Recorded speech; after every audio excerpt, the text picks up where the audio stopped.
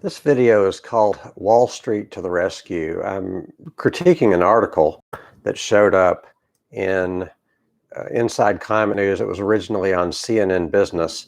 I think they have they're advancing a false and misleading narrative for what we should be doing in relation to climate. So I think we have an economy where we're thought to, we're led to believe that what's good for the economy and therefore good for people is lots of production and lots of consumption. But instead of production and consumption, we would be better off from a climate standpoint, from the standpoint of all of our ecological problems, from the standpoint of justice, and from the standpoint of happiness of people. We would be better off in putting people to work in what I call an economy of care, where we care for what we have instead of thinking we have to produce and produce and produce and compete and churn out all of this crap. And I'm sorry, but I think of an electric car as crap. I mean, if you have to have a car, an electric car might be a good choice for you. But thinking that we're going to solve the climate crisis with electric cars and solar panels is, in my view, false and misleading. So let's look at this article and talk about it.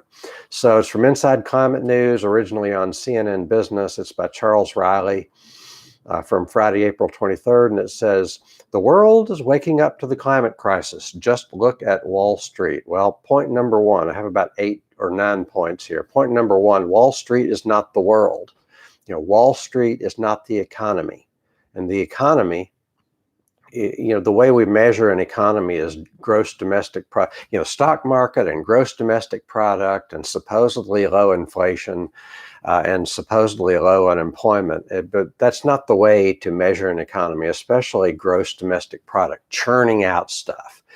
Just because a lot of money is changing hands doesn't mean the economy is in good shape. And just because the economy has this number called gross domestic product does not mean the people are in good shape. It's like there was a Brazilian general that said, the economy is doing well, but the people aren't.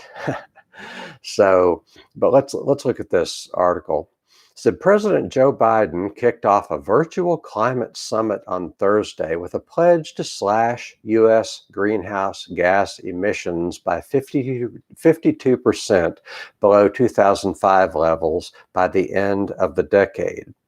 So what we've been doing is narrowly focusing on emissions, narrowly focusing on carbon dioxide, narrowly focusing on greenhouse gases, as if carbon dioxide and greenhouse gases are the reason for the climate crisis.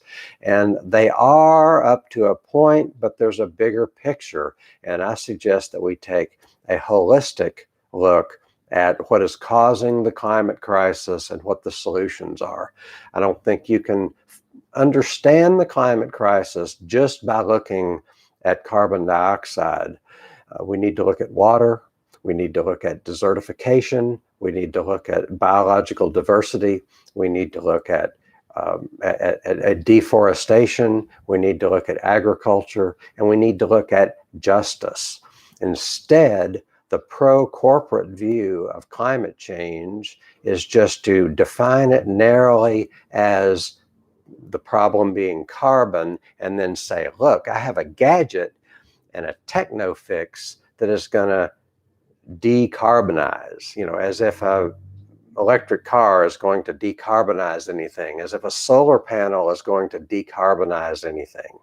The electric cars and solar panels have their place, but they're overrated, and they're not going to be nearly enough if we continue with this, capitalist free-for-all. Capitalism has its place. Small businesses, love you, love you, love you. If you're a small business, love you. But big business is going to be the death of us.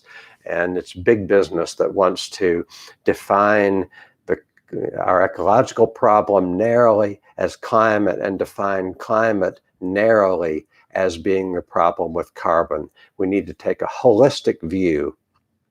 And so continuing to read.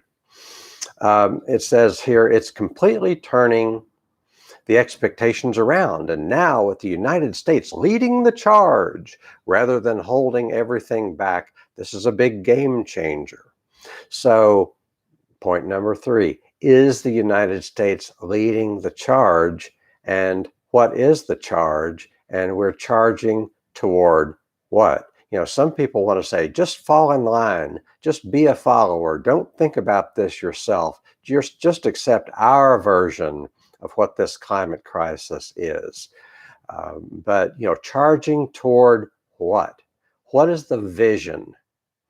And if we still have a big business in the driver's seat 10 years from now, then we will not have made anything better, and a lot will have become worse. Continuing to read. Will the United States stay committed to the goal? What goal? Will the United States stay committed to the goal, especially after 4 years of climate denial from the previous occupant of the White House? So, Democratic centrists wanting to position themselves as the good guys. Those Republicans are the bad guys. We're the Democrats. We're the good guys. But they're both in bed with big business. They're both in bed with Wall Street. They're both in bed with Silicon Valley. They're both in bed with a toxic agribusiness system that is not the way we should be growing our food. So point number 4 is that this is Democratic positioning. These are fundamentally Democrats that want to say, we're going to save you from the evil right wing. Continuing to read.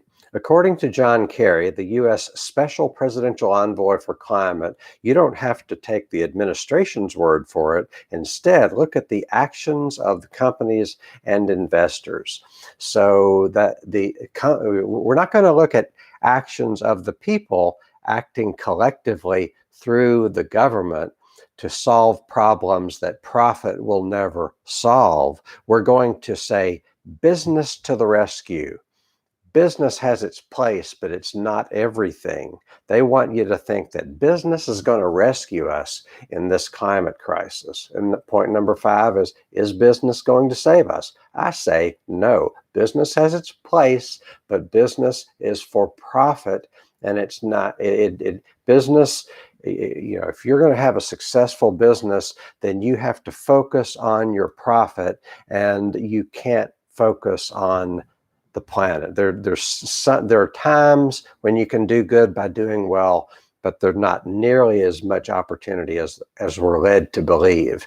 We need to have a government that focuses on our collective problems and protects the weak from the strong, protects the poor from the rich. So continuing to read.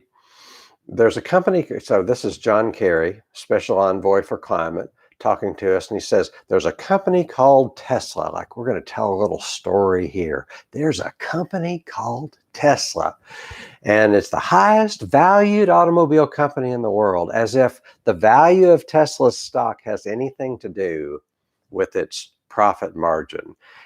It doesn't. I mean, the value of Tesla's stock goes up when Elon Musk tweets, because he has this following of people who love Elon Musk. Plus, Tesla wouldn't be profitable if you and I, the taxpayer, weren't subsidizing their sorry butts. Plus, Tesla is it's a luxury product, and we shouldn't be subsidizing luxury products.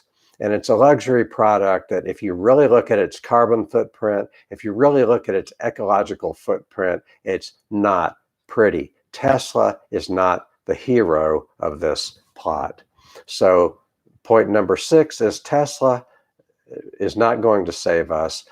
Tesla is perpetuating an anti-ecological transportation system. So it says, I have a tweet here. Somebody says, I don't want self-driving cars. Tesla has a self-driving car. Google wants to do a self-driving car. All this technology is the wrong way to think we're going to solve the climate crisis. Technology is something to be used. It's not something to be worshipped. So it says, this person says, I don't want self-driving cars. I want boring things like public transit. that comes so regularly I don't need to check a schedule. I want fast passenger rail, so accessible and easy that it's preferable to suffering airports. And I want cities that aren't built around cars as default. That's from a tweeter named Socket Wrench, at Socket Wrench.